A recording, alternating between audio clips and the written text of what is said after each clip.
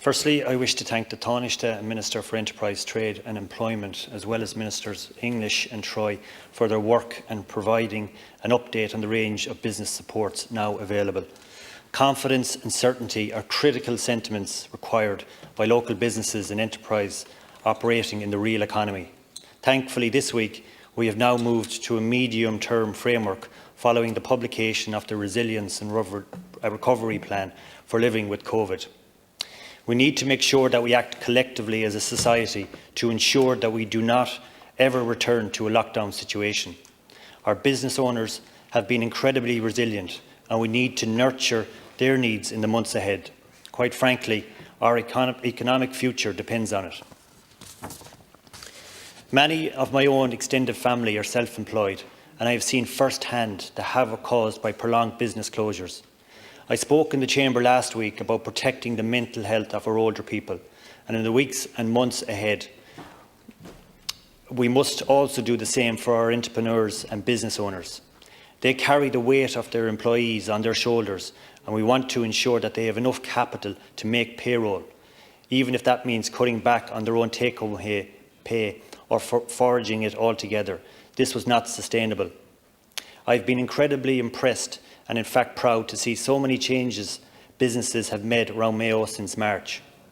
I am a strong believer that the only constant is change itself, and when I walk into some shops now where they have somewhat surreal when compared to pre-COVID times. Publicans and retailers and their staff have truly gone above and beyond in doing their part to protect their community.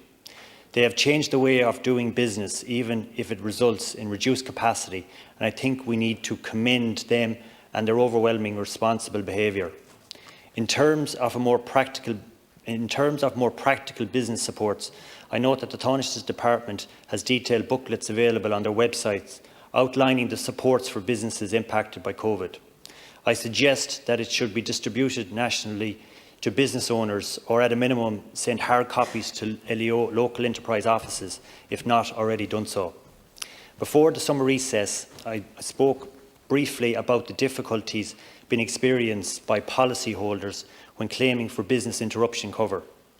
I note that the UK High Court has handed down its judgment yesterday in the Financial Conduct Authority's business interruption insurance test case on behalf of policyholders.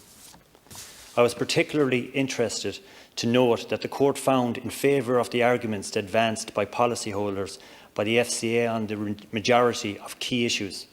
I understand that the Central Bank of Ireland has been in contact with the FCA about the issue here, and the Central Bank has since published their business interruption insurance supervisory framework. I raise this point, Minister, as I want to ensure that the business interruption cover is not forgotten about until the majority of claims have been finalised in adherence with the highest standards of financial conduct. While insurance is not a specific responsibility of your department, I feel it is an issue weighing heavily on the business owners and is worth mentioning. Bear